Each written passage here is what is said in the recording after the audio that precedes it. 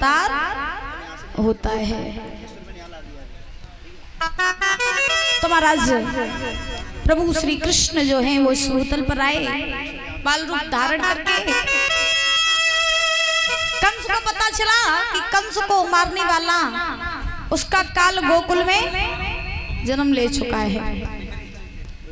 कंस को महाराज बड़ी चिंता होने लगी। उसी समय जब भगवान कन्हैया 6 दिन के थे तब महाराज कंस ने पूतना राक्षसी को भेजा। भेजने के बाद में जब पूतना राक्षसी गई अपने स्तनों में विष लगा करके, तो भगवान ने पूतना राक्षसी का भी उद्धार किया।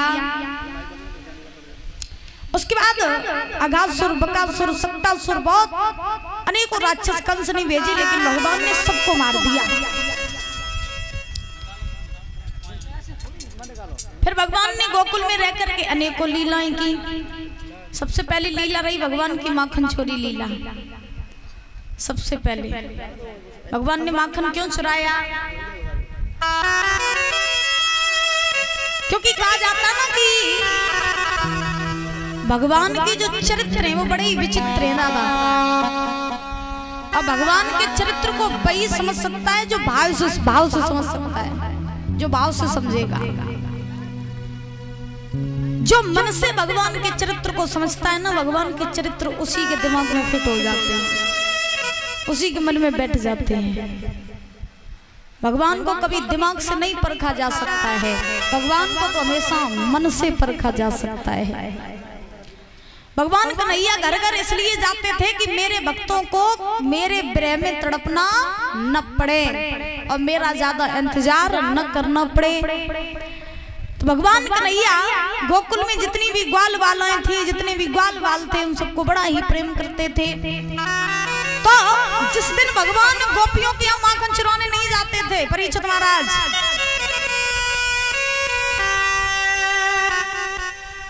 जिस दिन भगवान कन्हैया गोपियों के यहाँ माखन चुराने नहीं जाते थे ना मैया, उस दिन गोपियां कन्हैया के दर्शन करने के लिए झूठी शिकायत लेके यशोदा के पास आ जाती थी। मैया तेरो लाला बहुत बिगड़ गो, तो बहुत चोरी करने लगो। अब यशोदा कन्हैया की पक्ष ले लेती, गोपी मेरे घर में का माखन की कमी है जो मेरा लाला तेरे घर चुराने जाएगा माखन, तुम झूठी झूठी शिकायत लेके आती हो मेरे घर।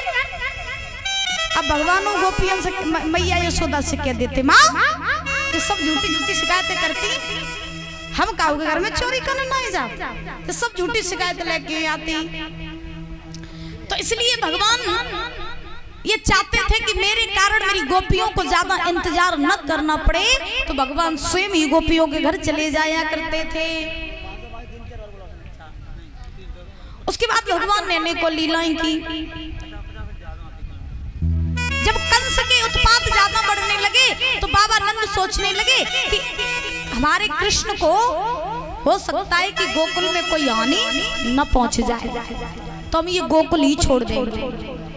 तो दादा उसी समय बाबा नंद ने क्या किया कि भगवान कन्हैया को, बलराम जी को, सभी लोगों को साथ लेकर के, गोकुल वासियों को साथ लेकर के भगवान वृंदावन में आकर के बसे। ये वृंदावन जो था ये पहले तुलसी का वन था, वृंदा कहते हैं तुलसी को। तो बाबा नंद भगवान कन्हैया ग्वाल वालों के साथ में, सारे गोकुल वासियों के साथ में रह करके वृंदावन में बड़े आनंद से भगवान अपना जीवन यापन कर रहे हैं। भगवान ने वृंदावन में भी अनेकों लीलाएं की। एक बार की तो बात कि भगवान के जो 7 संग के ग्वाल वाल हैं, वो सब ग्वाल वाल वन में गैया चराए काजे जाते थे, तो भगवान कन्हैया को ले नहीं जाते थे। तो एक बार भगवान कन्हैया ने यशोदा से कहा, माँ मेरे संग के जितने भी ग्वाला हैं वो सब वन में चले जाते हैं गाय चराने के लिए, अगर तेरी आज्ञा हो तो क्या मैं भी जाऊं गैया चराने के लिए? क्योंकि माँ सारे ग्वाल वाल चले जाते हैं, घर में मैं अकेला रह जाता हूँ, मुझे अच्छा नहीं लगता, इसलिए मुझे भी जाने दो ना। यशोदा बोले नहीं नहीं तू नहीं जाएगा कहीं। भगवान बोले क्यों मैया, मैं क्यों ना जाऊं? तो यशोदा बोली लाला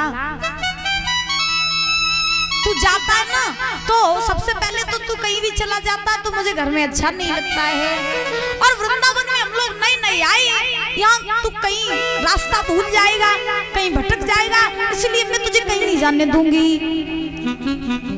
तो भगवान कन्हैया बोले मैया मैं संध्या होने से पहले ही घर वापस लौट आया करूंगा, लेकिन मुझे जाने दो, सारे गाल वाल चले जाते हैं मैया, मैं ही नहीं जा पाता, मुझे जाने दो ना।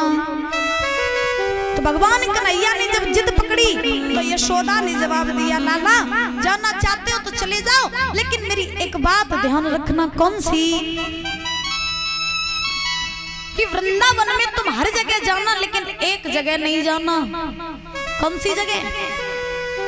वृंदावन में यमुना जी बहती हैं और यमुना के किनारे काली दह का कुंड है जिसमें कालिया नाग रहता है, और अगर तुम वहां पर गए तो कालिया नाम की वजह से वहां का जल इतना विषैला है, इतना विषैला है कि जीव जंतु पशु पक्षी अगर कोई भी चले जाते हैं तो वो मर जाते हैं, जिंदा नहीं रहते, इसलिए तुम वहां मत जाना भूल के भी। तो भगवान कन्हैया ने जवाब दिया ठीक है मैया मैं नहीं जाऊंगा यमुना के किनारे। अब भगवान कन्हैया ग्वाल वालों के साथ में जाते हैं गैया चराने के लिए, संध्या जैसी होती घर वापस लौट आते हैं। एक समय की बात, कंस मथुरा नगरी में बैठा हुआ है, कंस की चिंता बढ़ रही है। दादा कंस सोच रहा है कि मैंने अपने काल को मारने के लिए अनेकों राक्षसों को भेजा, लेकिन कोई भी राक्षस मेरे पास लौट के नहीं आया। किसी ने हमें ये नहीं बताया कि मेरा काल गोरा है, काला है, बड़ा है, छोटा है, कैसा है, कोई बताता ही नहीं आता, कोई मेरे पास लौट के ही नहीं आता। अब जब जिंदा होवे तब तो लौट के आवे, भगवान तो पहले ही उनका उद्धार कर देते। अब कंस बैठा हुआ है चिंता में, तो कंस के पास में आए नारद जी। अच्छा, नारद जी कंस के पास में आते जाते रहते थे, क्यों? क्योंकि नारद जी चाहते थे कि जितनी जल्दी ये पाप करे उतनी जल्दी मारा जाए, जितने ज्यादा पाप करे उतनी जल्दी मारा जाए। तो नारद जी कंस के पास पहुंचे, कंस के पास में नारद जी पहुंचे तो कंस ने आसन लगा दिया, नारद जी को बैठा लिया। नारद जी बोले कंसराज क्या बात है, काया तुम्हारी मुरझा क्यों रही है? हैं? फूल से खिलने वाले आज तो मुरझा क्यों रहे हैं? कंसराज बोले क्या करे महाराज, मुरझाने वाली बात ही ऐसी है। क्या बात हो गई? कंस ने जवाब दिया बाबा जी बात तो कुछ नहीं हुई, बात तो ये है कि मेरा जो काल है वो बाबा नंद के यहाँ पर जन्म ले चुका है, और तो और बाबा मैंने उसे मारने के लिए बहुत राक्षसों को भेजा, लेकिन किसी ने मुझे ये नहीं बताया कि मेरा काल कैसा है, कोई मेरे पास लौट के ही नहीं आता। अब आप ही बताओ ना बाबा मैं क्या करूं? तो नारद जी बोले चिंता क्यों कर रहे हो, मेरे पास बहुत अच्छा उपाय है। तो बोले कौन सा उपाय? तो नारद जी ने कंस से कहा सुनो, तुम्हारा जो काल है कृष्ण वो गोकुल छोड़ करके वृंदावन में रहने लगा है, अब वृंदावन में यमुना जी बहती हैं और यमुना के किनारे काली दह का कुंड है जिसमें कालिया नाग रहता है। अब सुनो, उसी काली दह पर कमल के पुष्प मिलते हैं, तो तुम नंद के लिए पत्र लिखो और पत्र में ये लिख दो कि हे नंद हमें 2 डलिया कमल के पुष्प चाहिए, वो भी कहाँ के? काली दह के। और अगर तुमने पुष्प न भिजवाए तो तुम सबको पकड़ करके मथुरा की जेल में डाल देंगे। कंसराज बोले महाराज बात समझ में नहीं आई। नारद जी बोले समझ में नहीं आई तो तुम ऐसे समझो कि अगर पुष्प लेने कोई जाएगा तो कालिया नाम के विष से मारा जाएगा, अब पुष्प लेने कोई नहीं जाएगा तो तुम अपने काल को पकड़ करके मथुरा में ले आना, अपने हाथों से ही मार देना, सबसे बढ़िया उपाय। नारद जी इतना कह के चले गए। कंस राज ने नारद जी की बात मान ली। कंस ने देरी नहीं की मैया और नंद के लिए पत्र लिखा। परीक्षित महाराज कहाँ जा रहे हो?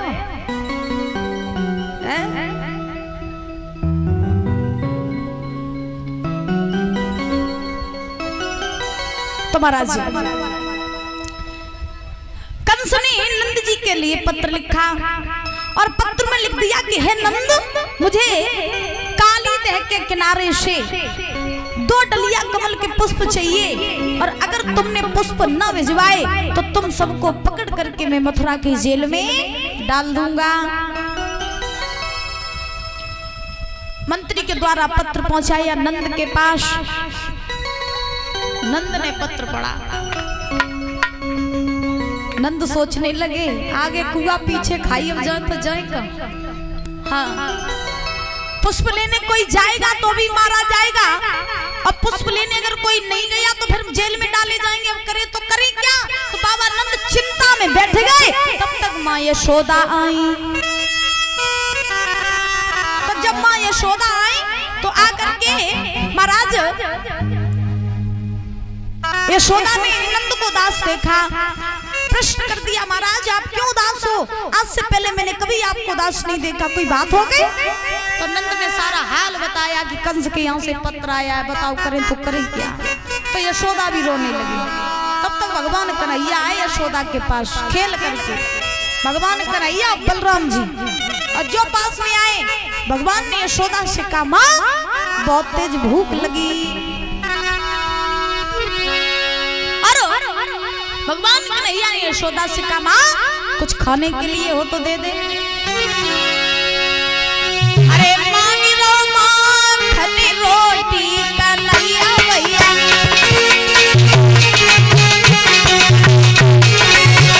मांगी रो माखनी रोटी कन्हैया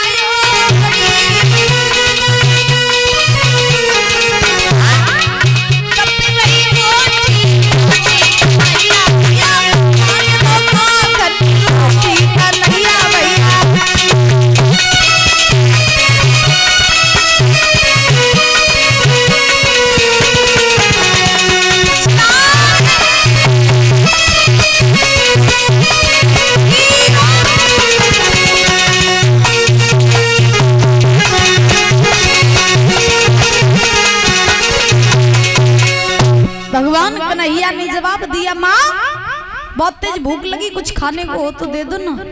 तो यशोदा जो थी वो महाराज भीतर से गई और भीतर जा करके कटोरे में माखन मिश्री ले आई। माखन मिश्री ले आ करके आज जैसे ही भगवान कन्हैया को दी है तो देने के बाद में यशोदा ने रो करके बात कही कन्हैया से, हे बेटा ये माखन मिश्री तू आज ही खा ले, कल पता नहीं मिले या न मिले।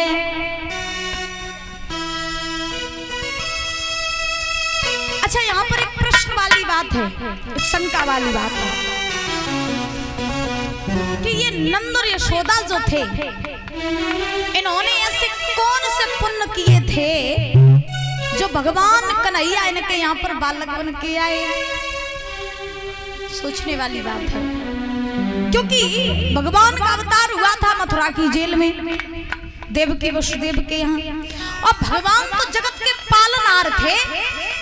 अगर भगवान चाहते तो मथुरा की जेल में रह करके भी कंस को मार सकते थे।